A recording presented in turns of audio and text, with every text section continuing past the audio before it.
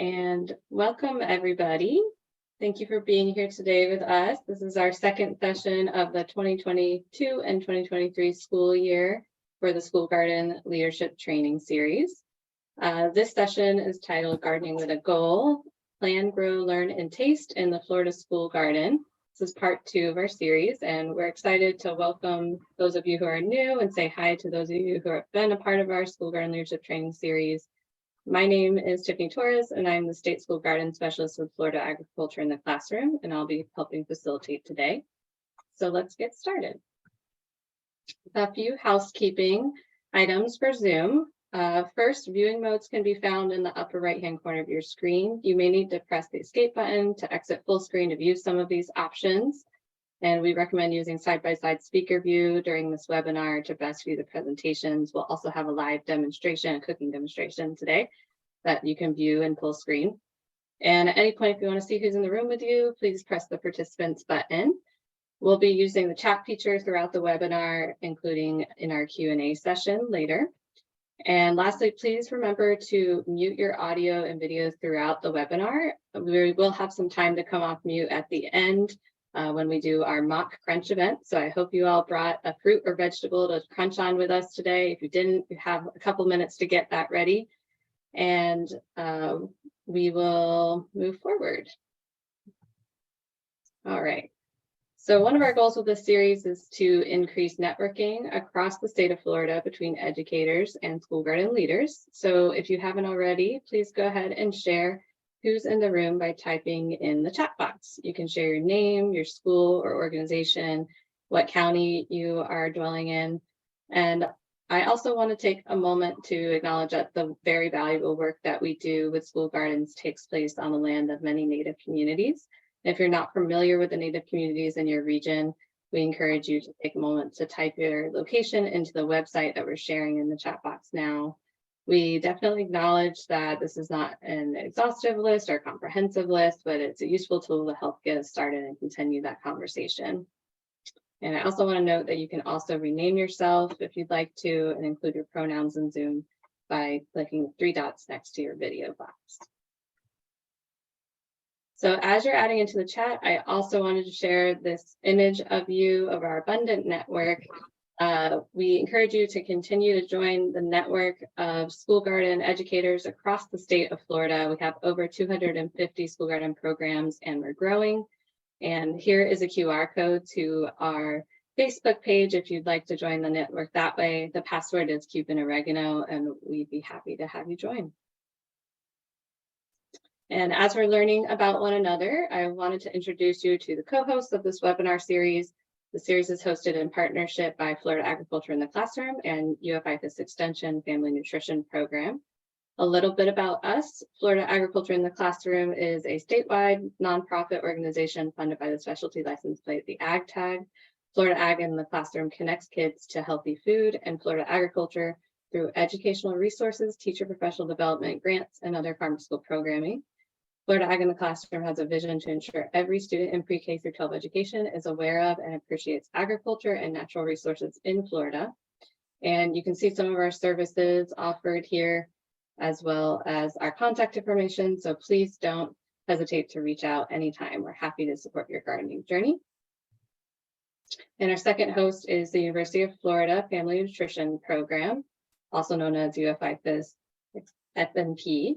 And FNP helps limited resource families in Florida access more nutritious food choices on a budget and adopt healthier eating and physical activity habits to reduce the risk of obesity and chronic disease. And they've been offering that nutrition education in Florida since 1996. They have a variety of free resources as well as nutrition educators across the state that can come to your school, which we'll be talking about a little bit later on, and also see a cooking demonstration from 2 of those nutrition educators. And they're currently serving more than 30 counties in the state.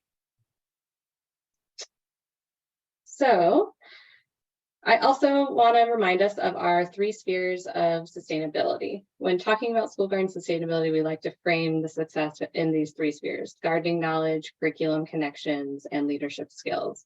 And this webinar series is designed around the 3 spheres in order to help you build gardening confidence, foster collaboration among garden leaders, and to strengthen garden programs for long-term success.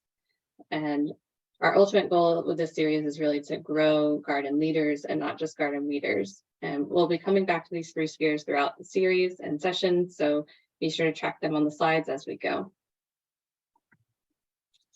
And today's agenda. So today we are going to start by talking about harvesting. We're going to go over some proper harvesting techniques and helpful hints. Also cover some food safety considerations when harvesting from the school garden to eat in the classroom or cafeteria. We'll also be teaching about healthy eating habits. We'll cover some aspects of the Florida School Garden Planner, which is a new resource that we debuted in our last webinar. We'll offer some nutritious kid-friendly recipes and a live cooking demonstration for you, as well as a mock crunch event. So here's my second plug. If you'd like to join our crunch event today, please get any fruit or vegetable that you can crunch on with us later in the webinar. And then lastly, we'll also offer some nutrition education curricula options and go over how you can access that yourself to teach in your garden or in your classroom. And I also wanted to invite us to think about our series annual objectives. So for the 2022 and 23 school year, the school garden leaders, our hope is that the school garden leaders will learn to plant, plan, maintain, and harvest in the school garden to hold a tasting celebration with students during the 2022 and 23 school year. So you can see here's some awesome pictures of kids in the garden getting to eat the food that they've grown. We're hoping that this series of webinars will give you all the tools necessary to have the confidence to host your own tasting event or harvest celebration. And as a reminder, some of the types of tasting events that you might consider hosting include small group levels. So the first one is a classroom size tasting. So this is something simple. It could be a single crop. You could frame it more as a taste test. An example of this would be something like peppermint tea or growing radishes and cutting them up and having students taste just one radish in the classroom. You also could do something in an after-school club. So this could be a multiple crop situation going on. You could incorporate additional funding into this and supplement with other veggies. You could supplement with other snacks as well. So oftentimes after-school clubs have a budget for this kind of thing, and you could do something like food art. Also, we have cooking a meal together. So this is more of a harvest celebration. This model would entail maybe an after-school cooking club, or it could be in the classroom as well, but it would include multiple crops, and maybe you're cooking something that's a little more complex, or it includes a culinary class. It's also a good opportunity to connect to different cultural competencies in your class. And an example would be something like a pizza garden party. And then scaling up a little bit beyond that, we have different events that are more school-wide instead of just a class or a classroom or a club setting. So this first one is a cafeteria-wide tasting. Sometimes we call this in Florida, we have the Florida Crunch event, which we host in October in celebration of National Farm to School Month, but you can have a cafeteria-wide taste test any time of the year. And this would be something like possibly a single crop that everybody tries at the same time. You could supplement with locally grown produce from Florida farmers. You might call it a taste test, and you could serve it on the line or off the cafeteria line, depending on what you're working with. We also have a model of garden to cafeteria. This is growing in popularity in the state of Florida. So we have single or multiple crops in this situation. You could partner with food and nutrition services at your school to do this. So this would be growing in the garden and then having a food safety plan in place to then help the students harvest, have a system designed to then get that onto the cafeteria line and into students' hands and mouths. An example of this would be at Island Coast High School. They have a learning lettuce that they serve on the school line. And the students were able to choose that name and take pride in it and integrate it more into the school culture. And finally, we have more of a community event scale. So this might entail inviting families or community members. The garden would be celebrated in school culture in an event like this. It would feature a single crop or multiple crops, depending on what the event is. And it could be part of a larger event. So if your school already has funding to offer some kind of after-school family night, you could consider adding a garden celebration tasting event to that existing event. So those are just some ideas to get you started. We hope that you've been thinking about this since our last webinar, and we're curious to know who of you plan to host a harvest party or taste test this school year. So we're going to launch a Zoom poll now.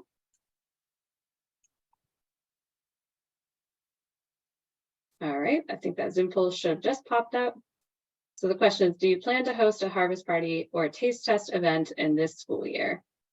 Yes, I can't wait. Maybe I'm still deciding, or no, not this year.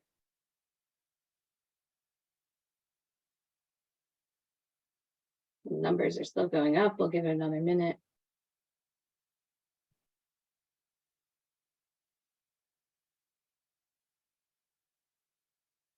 All right, we have some mixed results. Okay, looks like 44% of you plan to host a harvest celebration or a tasting event. That's awesome. Some of you are still deciding, and 31% of you are, it's not in the cards for this year, but we hope that these resources will be helpful for you to plan next year. All right, we can go ahead and close out that poll.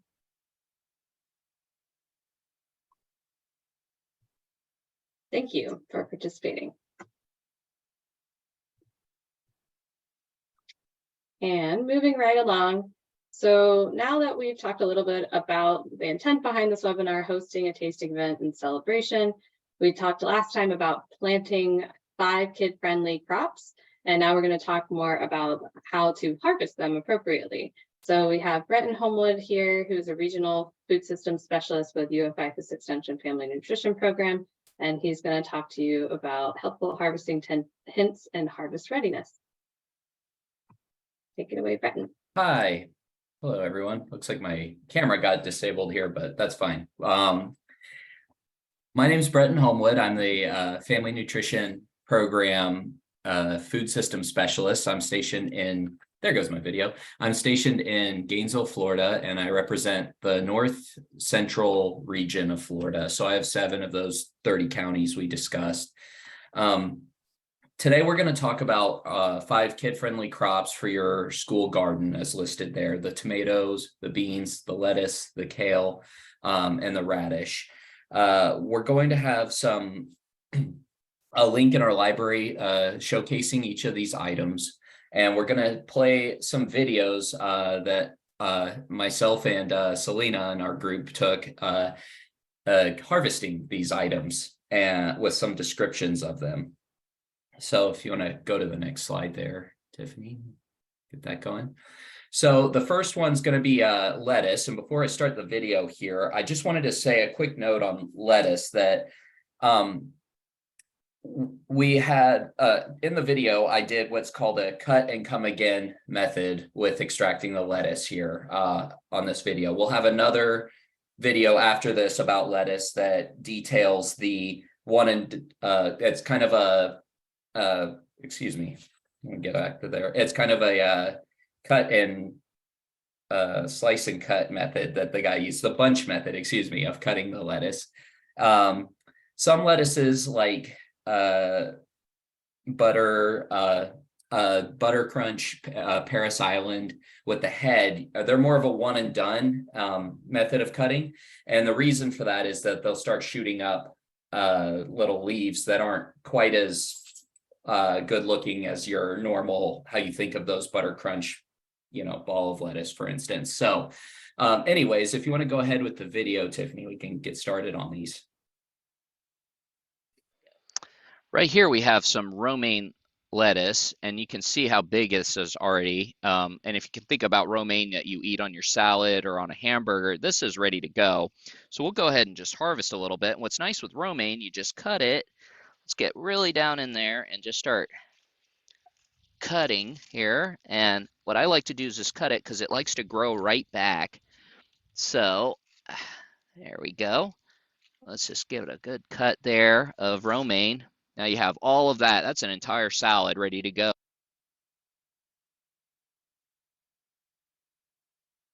go. And then you see that'll just grow back when it's ready. And then you cut again. Over here, we have a red leaf lettuce, and same story. This one's already been harvested a little bit. They've gone through and just, you pick a leaf and then you cut a couple of them and get some nice fresher ones, some of the bigger leaves here, and then you're ready to go. Now you have a good mixed lettuce salad. Perfect. So as a reminder, when you use tools like that or knives or anything, just make sure they're clean before you cut the lettuce and all of that. So on the next video here, we'll have a little bit further demonstration. There we go. And you can go ahead, Tiffany, when you're ready.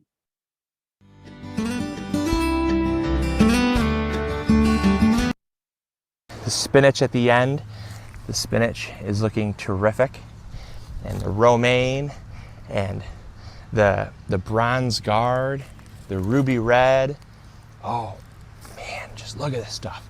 You got the iceberg. So we're gonna cut some of this and I'll show you how to do cut and come again. So the idea behind cut and come again is by selecting leaves around the outside, you're still saving the crown to allow the plant to continue growing, because they grow from a single growth point. If you harvest that single growth point, it's not going to continue to grow anymore. So what I like to do for speed of harvest, especially if we got a lot to do, get a really super sharp, be careful kitchen knife. Dull will not work, or knives, scissors also work. Scissors or knives. I prefer knives because it allows me to hold with one hand, and I can come in here and just cut just like that. And what I've done is I've cut all those leaves, but I've left that center crown for the more to continue growing. And then we're gonna come over here, do the same thing. And then you just hold on to the leaves, and that way you get leaf lettuce, not head lettuce, but it's going to continue growing up and you're going to get way more production. Here's some romaine here, another little plant of romaine. And I like to harvest from each plant just a little bit.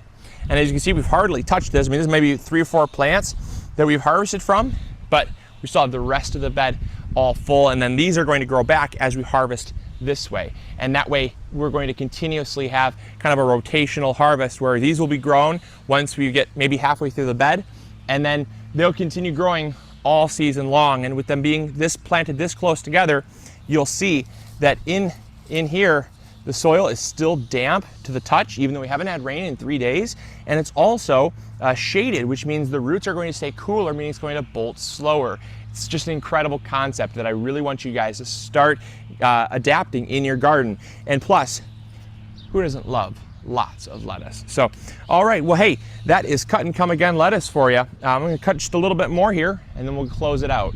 So there you go. There is lettuce in a cut and come again style. Hopefully you all enjoyed, hopefully you learned something new. And as always, this is Luke from the On My Garden.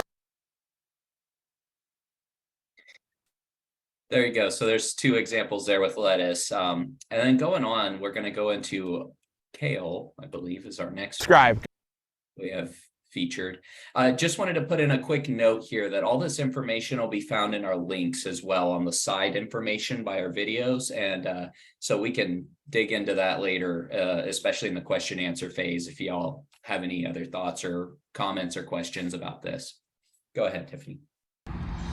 Okay, we're gonna feature some kale here. This was planted in mid-September, kind of right before Hurricane Ian.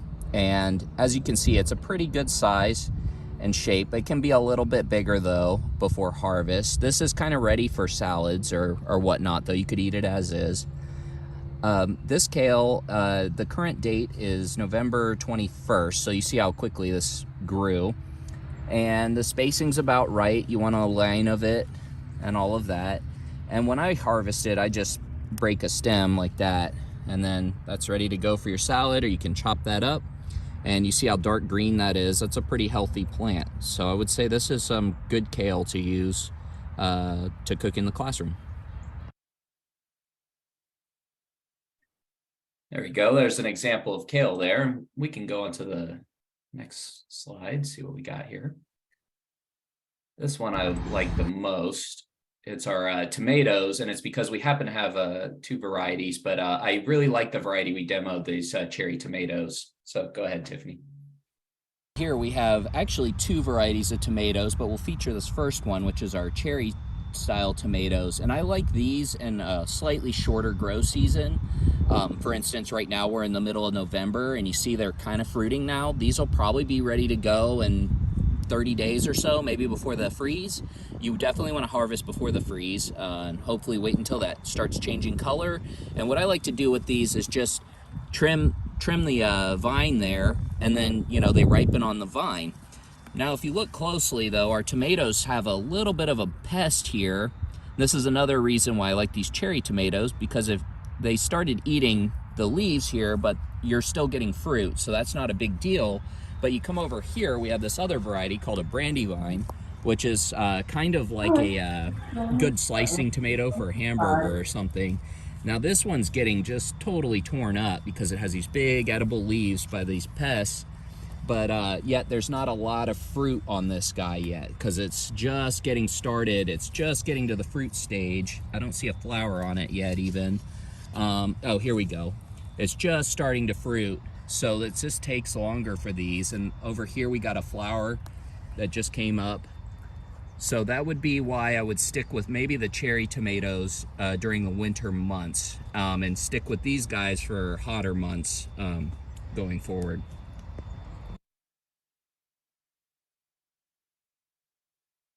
Yeah, so some notes there on cherry tomatoes versus regular tomatoes. In shorter grow season, those cherry tomatoes tend to, you'll find more success with those. So we can go to the next one there. Right here we have beans. Okay, well, let's play the video. Let's see what we got here. Beans. Some things to help us know when beans are ready to harvest are the days to maturity. Every variety is unique, but generally 50 to 60 days is a good range for beans to know that they're mature, as well as we can also look at the length of the bean pods. 4 to 6 inches is generally a good range. And we also can look at the fullness of the pods.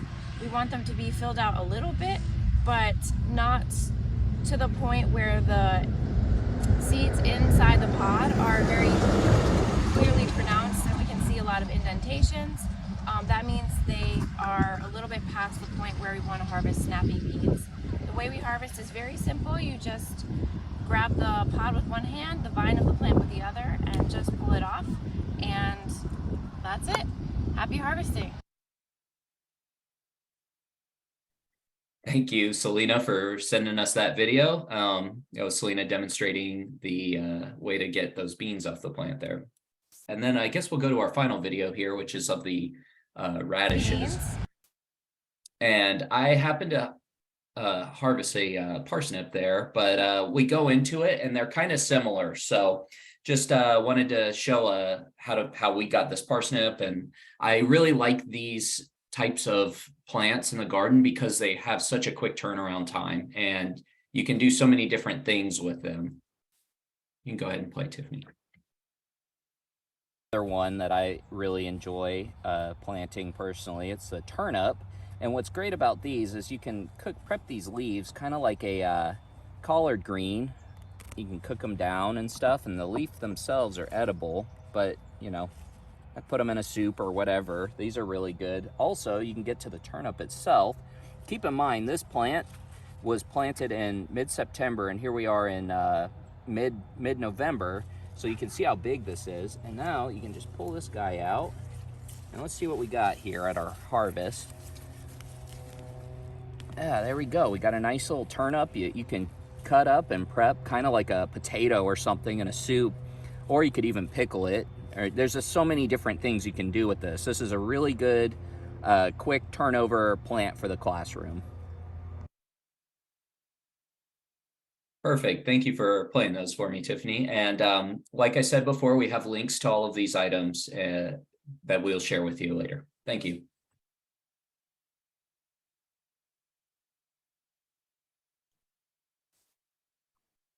All right. Thanks, Breton. Appreciate going through those. So yeah, as Breton said, we have all of that information for you written up And it's also in the crop profiles. Other one in that the- oops, next slide.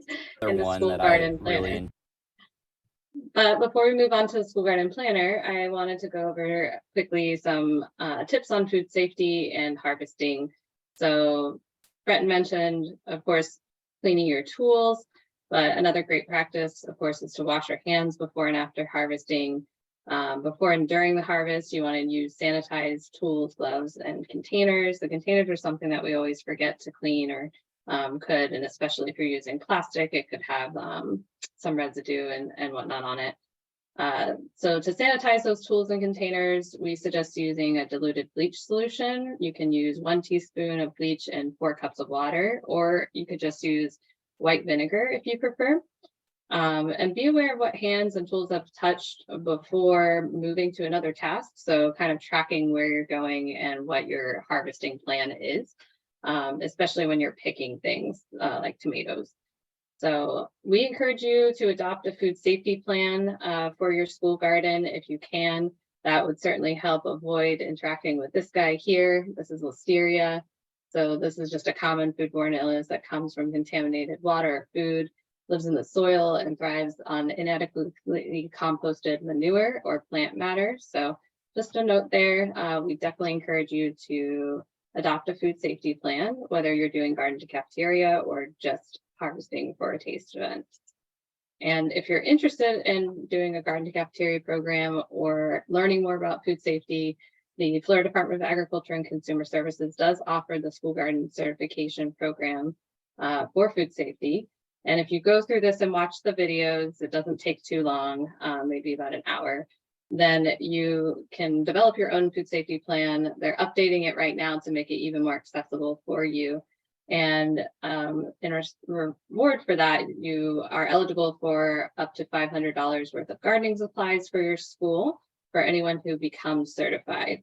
So this is really created just to allow for easier access for garden produce to be served on the school cafeteria if that's something you're interested in. But even if you're just doing a small scale tasting event, it's a helpful program. And it's also especially helpful for older students who want to get more involved in the garden. They can also watch the videos. It doesn't have to be just you, and get the certification that way. So please check out that website if you're interested in the school garden food safety certification program. All right. And next, we're going to dive into more about planning for your tasting event and your harvest celebration. So I wanted to remind everyone, we talked about this on the last webinar, of why your school garden exists. What is your why behind the school garden? So you might have a broad vision, like to connect kids to nature in the school setting, something that is really like values based. This is your vision.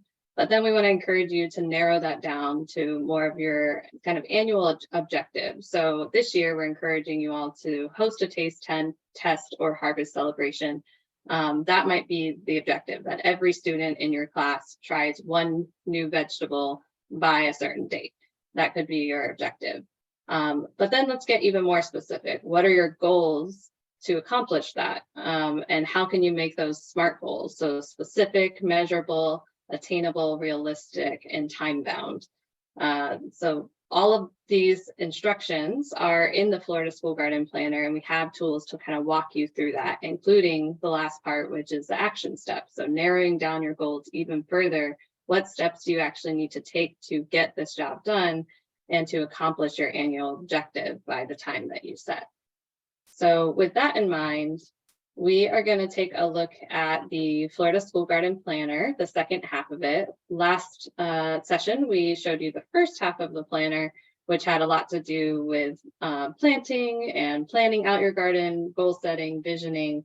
And the second half is more about planning for your tasting events and getting ready for the cooking and culinary aspects, as well as harvesting.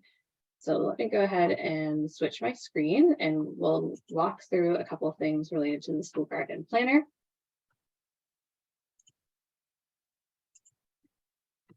Okay, hope everyone can see that. So this is the Florida School Garden Leadership's Florida School Garden Planner to help walk you through all of those steps. As you can see here, the first half we covered last time. up until about the kid-approved crops and kid-friendly crops. So I'm going to scroll down all the way to that slide. Here you see our kid-friendly crop profiles. A lot of the information that Breton shared is in here in detail, and we even broke it down into North, Central, South Florida. So we're trying to make it really easy for you, days to harvest, garden design that would reinforce some of that maintenance and harvesting, and even some tasting tips are here too, as well as varieties that are specifically helpful to Florida. So continuing onward. After you have read those crop profiles, you may choose to grow all of them. You may choose to grow none of them, but we wanted to give you the option to really think through what do you want to grow and write that down. So get really specific by selecting your garden crop. And we have garden calendars and other resources to help you with that selection process. Then you have here some opportunity to map your garden out. So we talked a little bit last time about square foot gardening. It's a really helpful tool to stay organized and also very kid-friendly in terms of getting them to plan the garden with you. A good way to connect to math and science as well. So using these kind of layouts and mock garden beds, we wanted to give you the opportunity to draw and space out your garden in your school garden planner using the crops that you selected. And then you also could just draw your garden free space here. This is great for students as well. Next, you're going to schedule your planting and harvest dates. So we talked before about making sure to think about when you want to host your tasting event, and then counting backwards to see, if you want to do a tasting event that includes kale needs a certain number of days to grow. So then you would want to count backwards from your event day to make sure that you have planted that by transplant or by seed in time for it to be ready. So this chart here is in order to help you think through that. You can put your harvest date here, which would ideally be like 1 to 2 days before your event date. And then next we have a section on maintaining your garden. So this is a kind of a checklist that we would encourage you to use and make observations. You could use it yourself if you were going out to do some maintenance, but it's really also intended for students to use it, or any volunteers or parents that are working in the garden as well. You can think of it a little bit like a scavenger hunt too, if you wanted to write down some tasks and then have students look for ways to apply those in the garden. And moving on, we also encourage you to submit images of your observations so students can go out and do that work together and then make some observations. Younger students can draw them here, or older students might want to upload them to a shared folder. That's a great way to, again, and integrate the garden into school culture by including those in a school newsletter or something of that nature. And next we have harvesting your garden crops. So here's some helpful hints when you're harvesting your crops from the garden. I'll just read over a few here since that's our theme today. So you want to pay attention to your days of maturity. When it looks recognizable, pick it. People are often very shy about picking their produce, but if it's something that looks good to you, use your intuition and pick it. We want to harvest promptly to reduce pest damage, so don't let things stay on the vine or on the stem too long out in the elements. Discard any diseased or insect damaged produce or plant material you harvest. And when I say discard, again, being mindful of food safety. If you do have a compost pile on your school garden campus, making sure that you're following best practices to compost properly.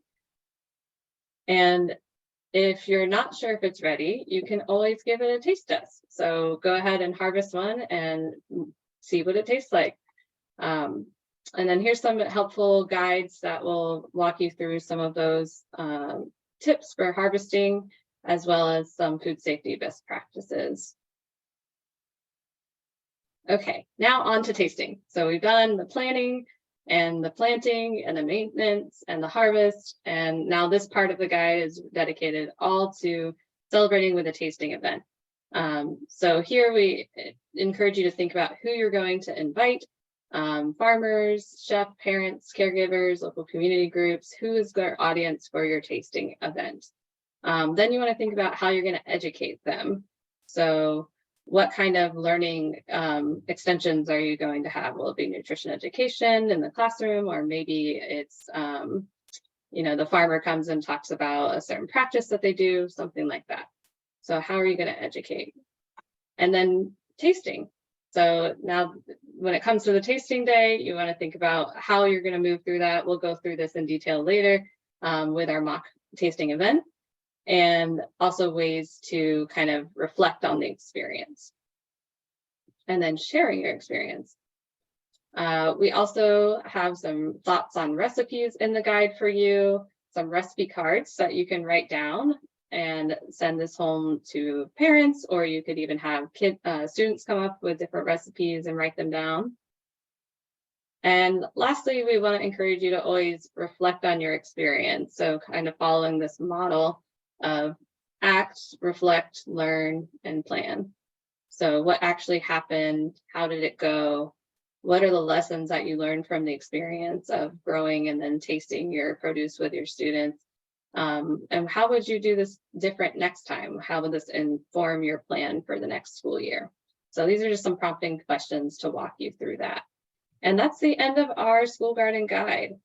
So with that in mind, we hope that you found this helpful, and we're curious who you would want to invite to your harvest party or taste test event. So we have a poll here.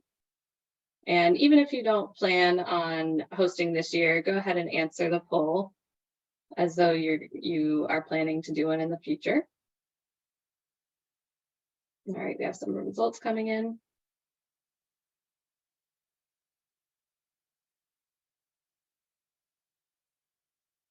Looks like a fair amount of parents we want to invite, as well as teachers and students.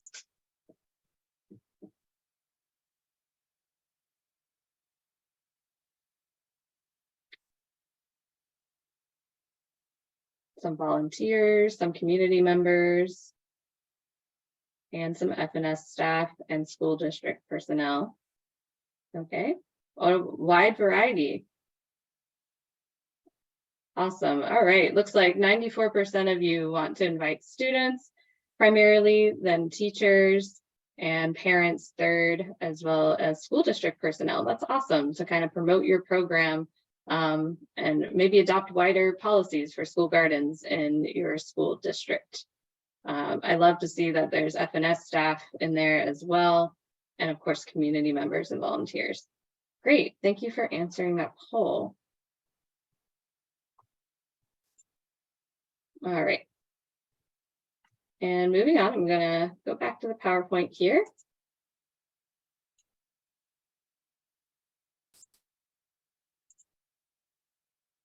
Okay. So next we are going to look over some nutrition education and provide you with some curricular resources for cooking and eating in the school garden. We've given curricular resources throughout this training, but we wanted to put it kind of all in one package and make it really accessible for all of you, whether that's you teaching on your own in the classroom with nutrition education, or inviting a guest in, such as the Family Nutrition Program.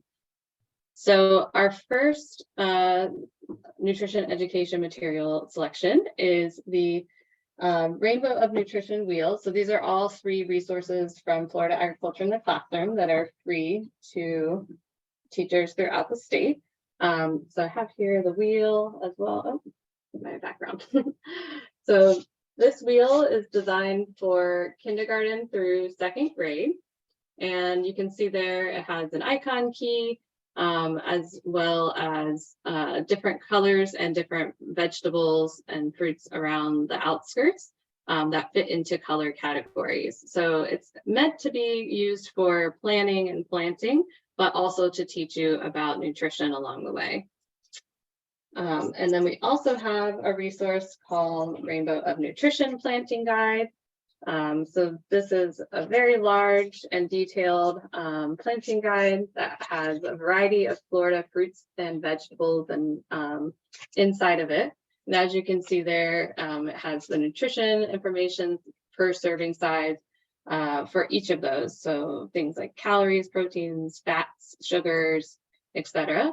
And then on the other side, it also has planting information. So things like seed depth, spacing, full sun, well-drained soil, and then some helpful hints as well. We even have a little graphic showing you North, Central, and South Florida, and what seasons and months you would need to plant in. So this is intended for 3rd grade and up to look through. Both of these materials are currently out of stock, but please check our website. We hope to get them up and ready for you again soon. Also, we have a new poster that is coming soon to order. This is a would you rather poster. So thinking of each of the different things that our bodies need to be healthy, fiber is one of them. We could have either 3 grams of fiber in 1 cup of strawberries, or you could pick 2 grams of fiber in 1 medium gala apple. So it tells you kind of how many you would need to eat to equivalent the same amount of fiber in your diet. Really giving students the choice to pick their own. And these are intended for classroom or cafeteria settings, and they'll be free and available to you to order on our website in the coming months. And then I'm going to hand it over to Breton to share more about our garden-based nutrition education curricula resources. Hi, yes, back here for a quick tidbit here. I just wanted to share here's a snapshot of some of the items we use in the family nutrition program and the grades they're in. We'll have a link. There's a list there of an exhaustive list. It's a PDF of all the resources that we use in the family nutrition program. One I really like is the Learn, Grow, Eat, and Go. It's a 9-week course. And why I like it is it kind of talks about gardening in general, how to get set up in a starter garden. It goes week to week. It uses the MyPlate guidance for nutrition, and it really incorporates that into the classroom setting over the course of 9 weeks. So it's just a really good curriculum to use. I actually have a book, but it's going to blur it out, of course. So yeah, I'll blur out my face there. Anyways, just wanted to share that. And then in the chat, we have the link there to the resources for you.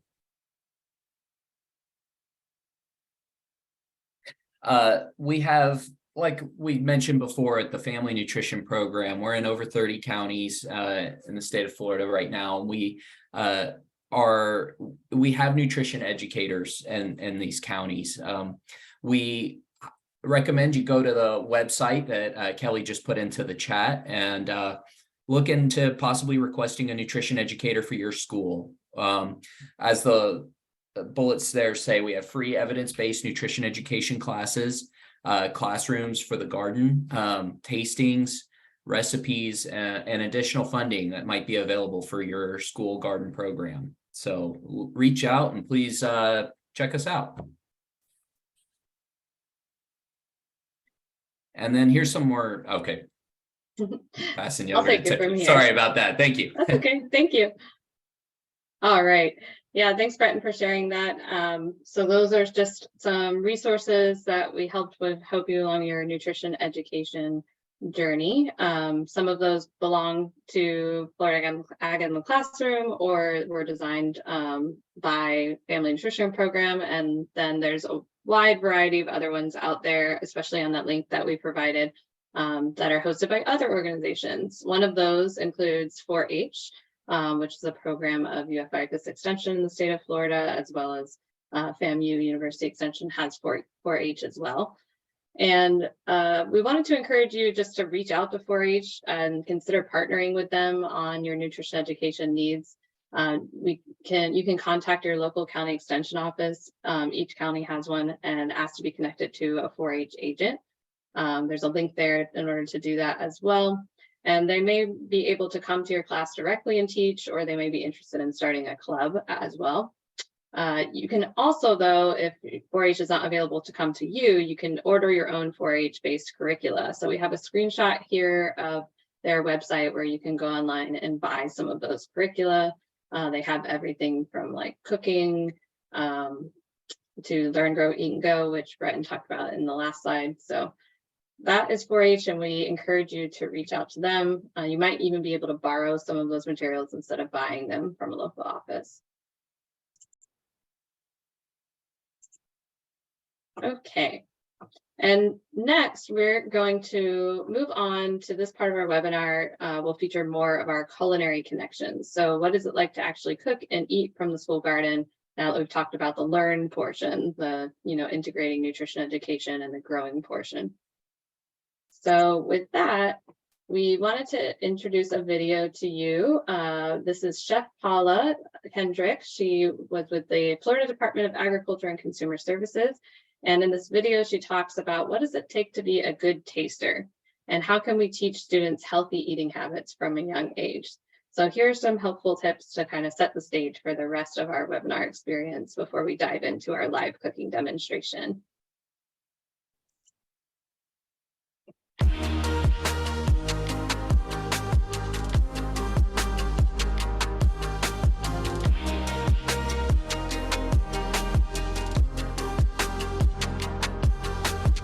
Hi, I'm Chef Paula Kendrick, and today we're going to talk about teaching kids to be good tasters. Tasting is done with more than our taste buds. Taste is actually the fusion of a food's taste, smell, and touch into one single sensation. But before we even put it in our mouth, it starts with our eyes. What we see sets the tone as to what we will expect. Taste really combines all the senses. It's important that we remember this in order to create a good dining experience. The dining experience is the totality of sights, smells, sounds, tastes, and even social atmosphere. How can we create that? Though we are in challenging times, it is important that we interact in a positive manner, no matter what we are doing. Even with a mask, a child can sense a smile. Remember, attitudes are contagious, and trying new foods can be scary, so we need to create a safe environment for kids to try new things. It's important that we teach them to be good tasters, and that we ourselves are good tasters. First, we want to start with an open mind. Even if we've tried it before or we think we don't like it, it's okay, but we want to have an open mind. Second, we don't have to like it. It's okay not to like something, but we want to use positive, descriptive words to talk about what we've tasted. And we want to encourage our students to do the same. And third, we don't want to yuck someone else's yum, and we don't want our students to either. So it's really important that we teach that to our kids and that we do the same. So remember to be a good taster.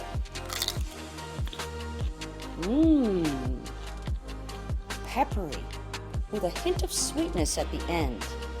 Delicious.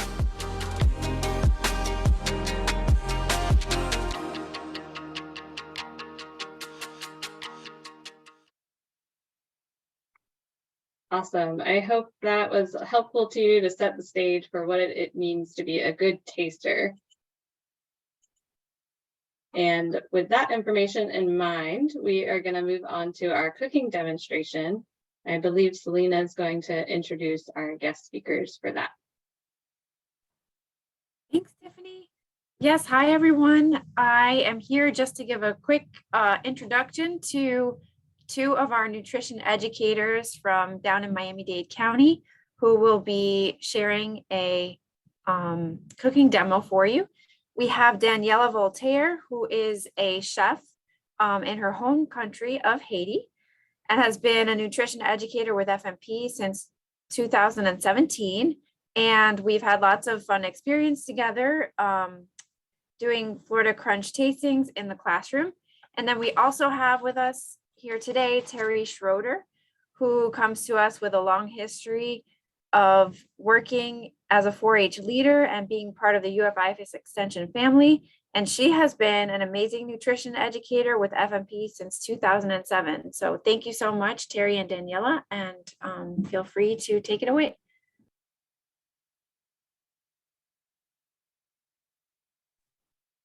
Well, thank you, everyone. Thank you for for coming. Thank you for inviting us as well. Wait a second and get all of our things together. We have Daniela is here at the table. I hope you can see the table. Awesome.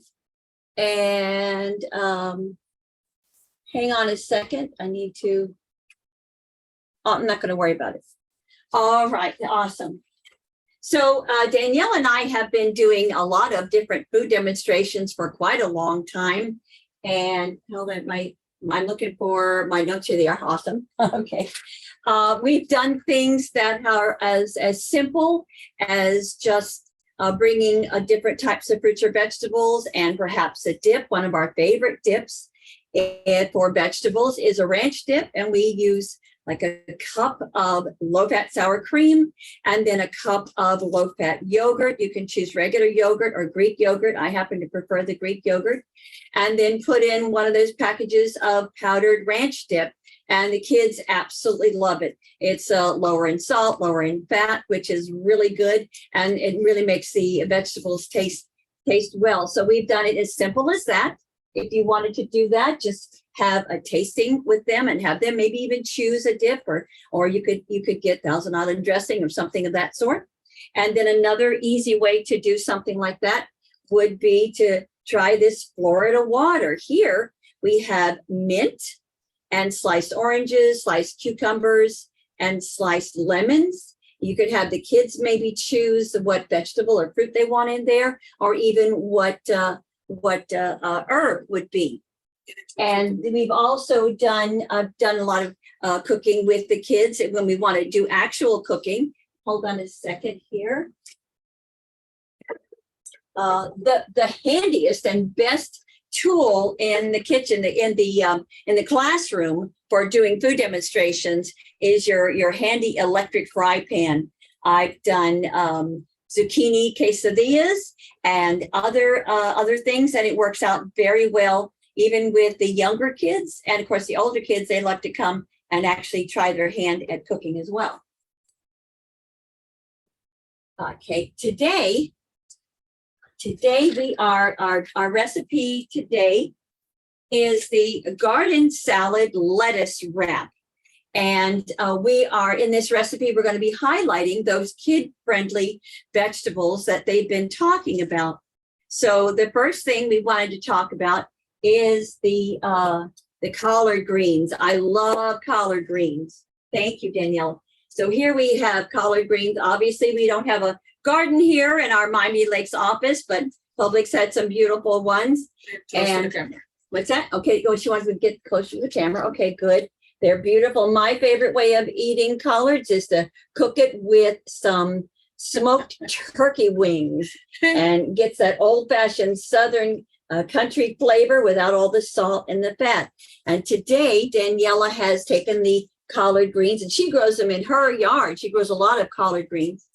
And has already chopped it up and is ready to put in the bowl for the beginning of our salad. And then the next vegetable that was highlighted was kale. Thank you. So we have some beautiful, nice big kale leaves. If you're going to use them when they're this large, make sure you get rid of the stem on the back that's very hard and chewy. And honestly, if you're going to harvest it this large, it's better to cook it or to steam it if you're going to eat it cold, or just cook it. I would put a little bit of that turkey wings and probably some onions in it. And there's lots of recipes that you can find online. But if you're going to eat it in a salad, which we have used, I love the small baby kale, where it's very tender and much better for cold salads. Here we go. Awesome. Then, of course, now we have a lettuce here today. We have the Boston lettuce. But as we saw in the video, there's really a great variety of lettuces that can be used both in the salad and for rolling to make a wrap. And then another one of those vegetables that was highlighted are radishes. And that's because they are so easy to grow and easy to harvest. My mother loved radishes. She used to slice them and put them between two pieces of white bread with some mayonnaise and a little salt. And that could be her lunch. She loved that. They tend to be spicy. And so when we do a recipe with radishes, we shred it. See if we can get that. We shred it in, just a regular box cutter. And that way the radishes can be all throughout the salad, lending its flavor, lending its spice in it without the students biting into a big piece of radish, which may not be pleasant for them. Others, yes. Then we have tomatoes. We have the little small grape tomatoes here because, quite frankly, that's what was on sale. So you use that, okay?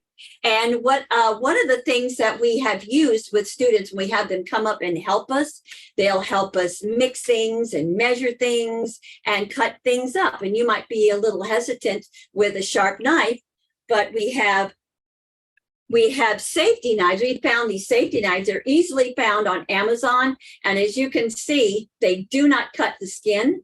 They're called lettuce knives. And Daniela is going to show you, if you'll highlight Daniela over here, how to easily cut the cucumber with this safety knife.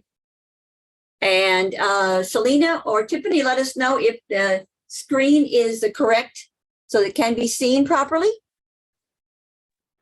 Okay. So go ahead. You're looking good. All right. Awesome. And when we teach the kids how to cut something, the first thing we do is say we want the claw, as Danielle is demonstrating, to keep the tips of your fingers out of the way, so you're not cutting your fingers, and then you actually use your hand as almost as a guide. So Danielle is going to go ahead and slice a couple of slices of the cucumbers. Don't hold the knife like this. Hold it like this. There you go. Yep. And you can see that's actually easily done. And then with my little guys, with my kindergartners or younger, you can use those little plastic knives that you get at restaurants and things like that, and they will slice a tomato in half. And I've used it with the strawberries and pineapples and stuff. So something like that you can do. Cherry tomato. Now we didn't talk, or the group didn't talk about cucumbers. But I love cucumbers. I think they're very juicy. Some people will split them in half and use, like a cookie scoop and scoop out all of the seeds. I happen to love the seeds. I think it adds a lot of flavor and juice and to make it really great. So that's why we added the cucumbers. And when you see the recipe, you will see that there's all sorts of vegetables recommended to go into your garden salad. And you just use what you have at hand. So Danielle is going to show how to cut the tomato. Put it on the middle. And then. Do you have the wraps available to show us today? We're going to. So Daniela, you can get started. Put the salad together. Great.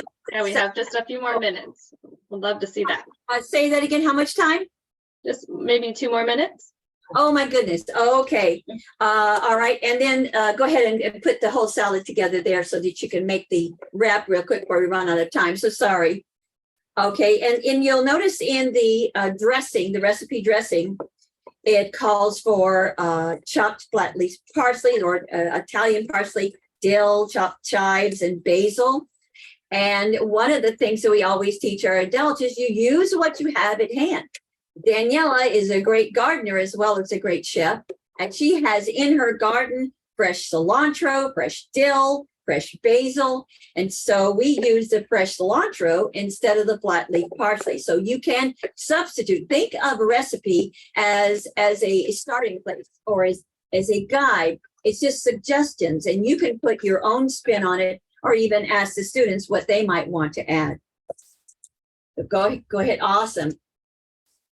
So she's already taken and put it together. Now this is that the collards or that's the kale? That's the kale. That's the kale. No, that's the collard. That's the collards. That's the bib lettuce. Yes, you can do it for both. And so now you might, of course, this is, like I said, she's a professional chef here, and you might have the students use a large spoon or maybe a pair of tongs, and you put that in there, and then put the wrap in. I'm going to put this up here so you can see how the wrap is. You do it with the Boston. There you go. And she's going to be doing the Boston lettuce, wrapping that up. You can do it either or. There we go. There we go. can do that.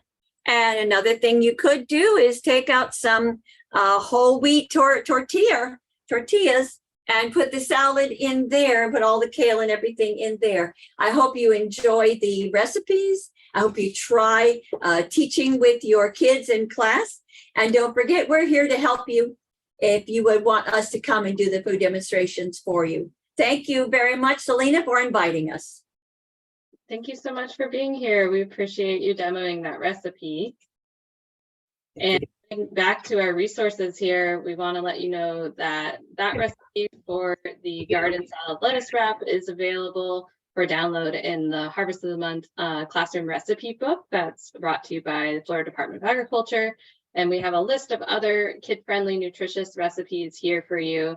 All of these links are found in the link library or in the Google Drive folder.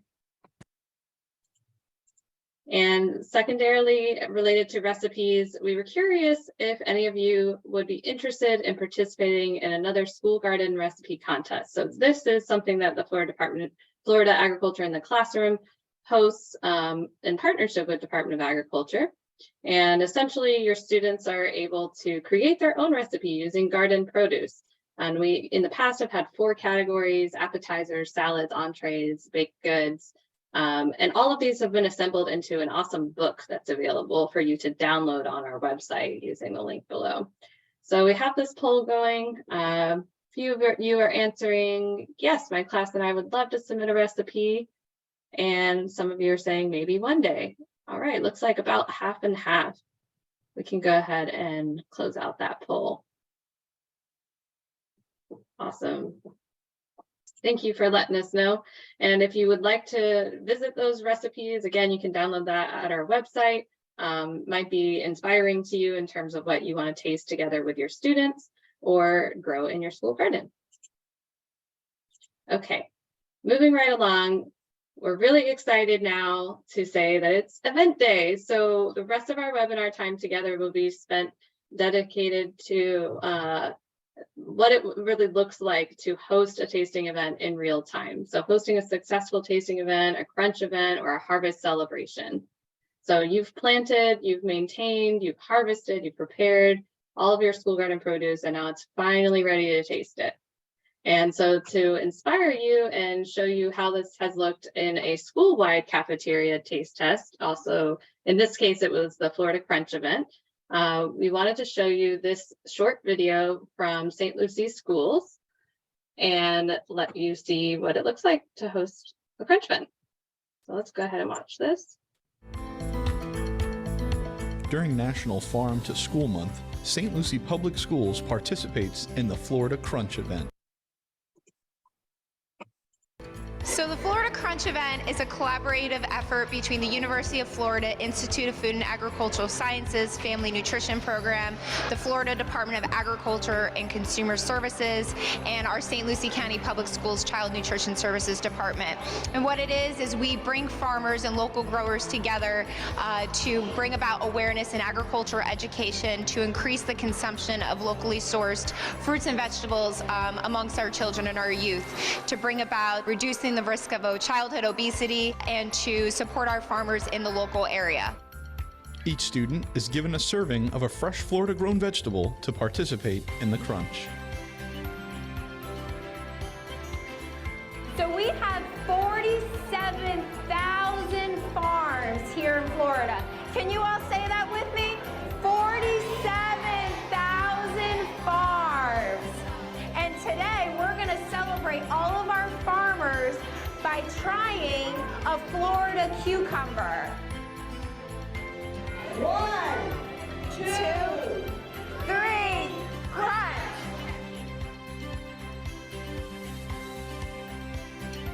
The benefits of the program for the students is that they get to receive and eat fresh vegetables and fruit every day.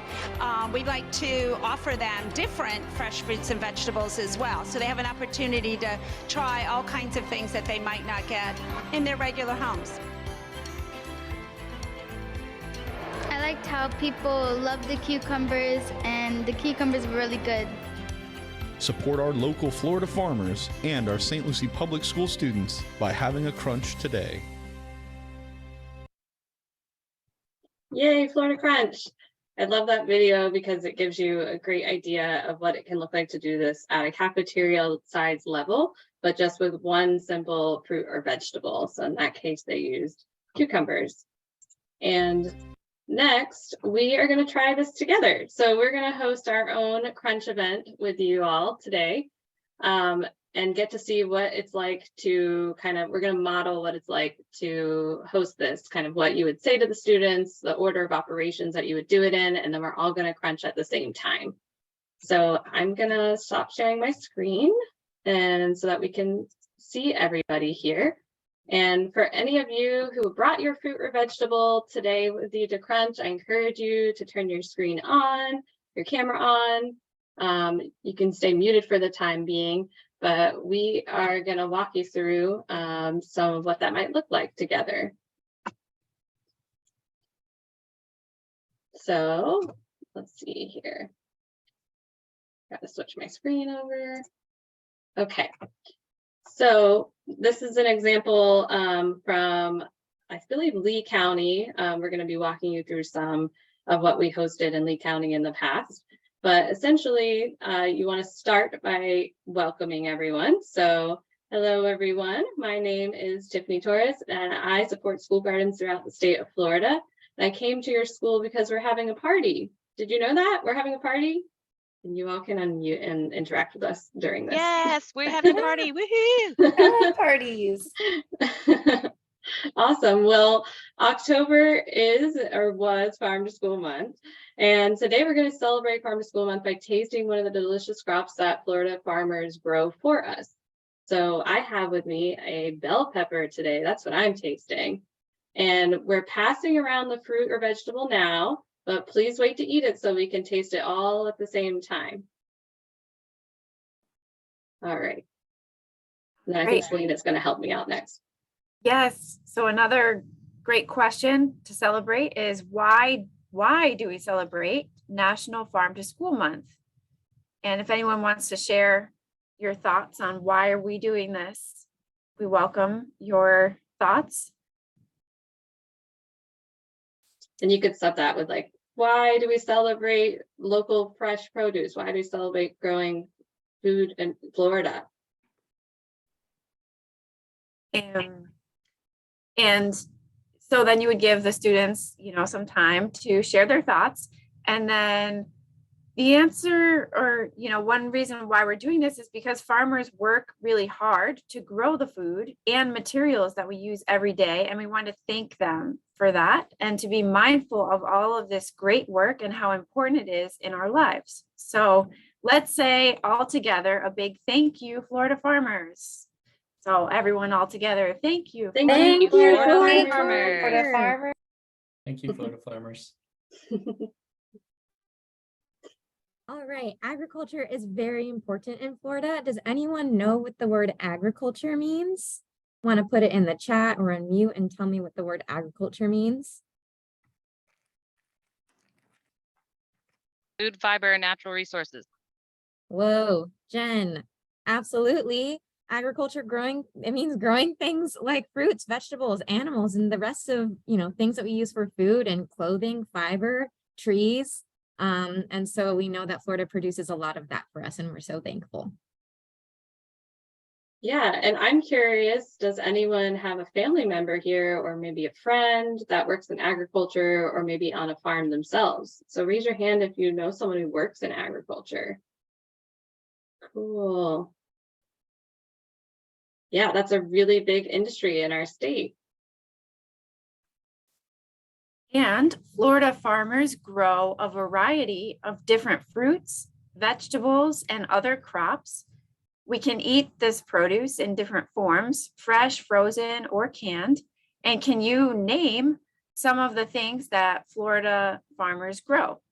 And if you all want to shout it out or put it in the chat, let's see what we grow in our state.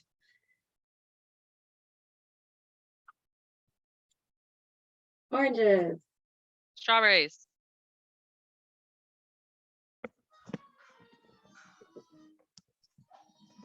Yes, we do. We're known as the Orange State, and we grow lots of strawberries And we grow tomatoes, corn, eggplants, potatoes, squash, zucchini, watermelons, blueberries, green beans, sweet potatoes, beef, chicken, eggs, seafood, which is one that maybe we don't always think about, like oysters, fish, and shrimp.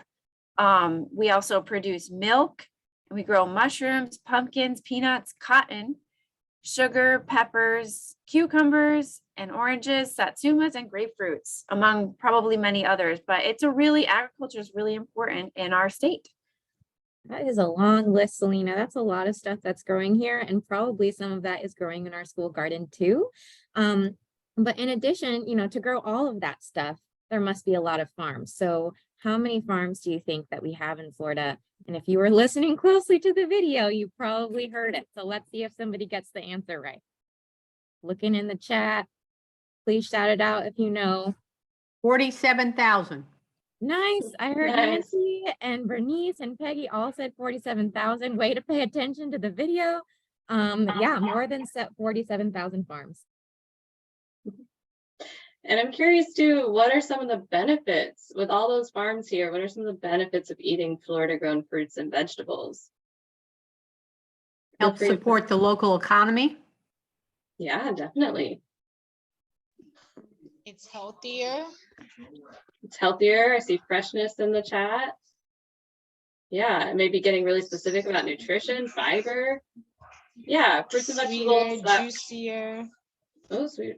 More sustainable, sweeter, juicier. Great. Yeah. Fruits and vegetables that were just picked are actually like more bountiful in their vitamins and minerals that our bodies need to grow big and strong. And that is going to help us, read, write, play with our friends, play sports, do art, and all the things that we love to do at school. It helps our economy grow, and it also protects our environment from pollution when we eat locally. So today we all have a variety of our own crunching items, but we're going to pretend if you were leading this with a class and highlighting, or in a cafeteria highlighting one specific fruit or vegetable, you can highlight the nutrients and the benefits and the things to celebrate about that particular fruit or vegetable. So this is from one where we highlighted star fruit. So today we'll pretend today we're going to crunch a delicious and juicy fruit at the same time, and it's called carambola or star fruit. Yes, Tiffany. Oh, I just said not yet. Okay, not yet. Wait till we all count down together. Some of you might know this fruit. You can make stars when you cut this fruit, which is really fun and looks pretty on your plate. It is full of vitamin C, which protects us from getting sick, and fiber, which is good for our systems inside, keeping us clean and full. And it also has a lot of water to keep us fresh and hydrated. So lots to celebrate about star fruit. Yeah, those are some really great qualities. And whenever we try something new, some of you might be trying something new that you've never had today. It's really important that we're good tasters. So what does it mean to be a good taster? Does someone want to tell me what that means? Maybe write it in the chat or shout it out. How can I be a good taster when I'm trying this new thing today? Don't yuck somebody's yum. Yeah, don't yuck somebody's yum. So it's okay if you don't like it. You don't have to like it, even if you try it. And just really, pat yourself on the back when you taste it, and use positive descriptive words to talk about what you tasted. So, maybe if you didn't like it because it was too sour for you, you can describe it as sour instead of making a face and going and throwing up in the trash. We don't need to do that. Don't yuck somebody's yum. So yeah, just try it, and that'll be a good experience for today, and your taste buds might change in the future. But we also might like it, and we might even love it. Awesome. So with all of that, we are now ready to taste our fruit or vegetable. So it's crunch time. So I'm going to count to 3, and on 3, we're all going to crunch at the same time. And before we do, I want you to hold your fruit or vegetable up in the air, wave it around like you care a lot about Florida farmers. All right, 1, 2, 3. Mm. Yum. Yum. Juicy. Mine is sweet.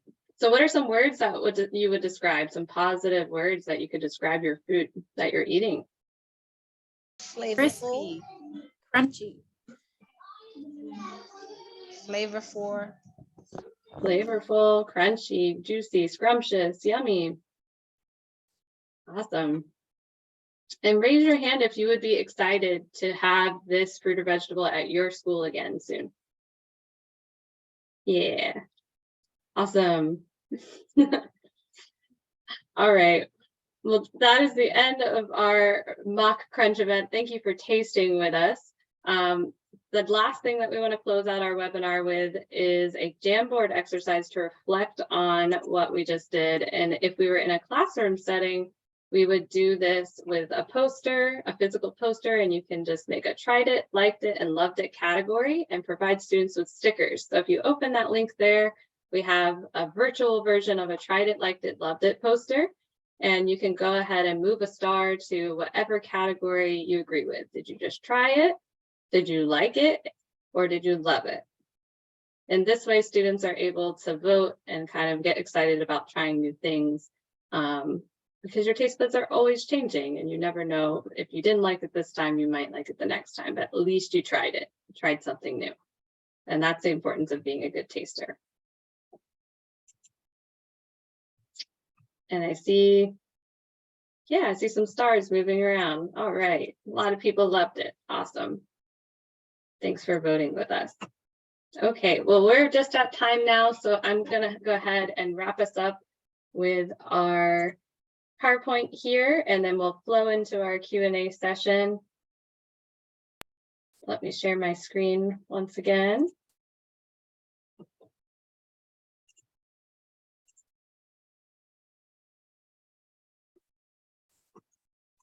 Oops, getting stuck there. I also put a link to the Florida Crunch Toolkit in the you. chat as well. So while we're waiting for Tiffany's screen, you can check that out. Appreciate that. I'm not sure, my video panel is stuck here.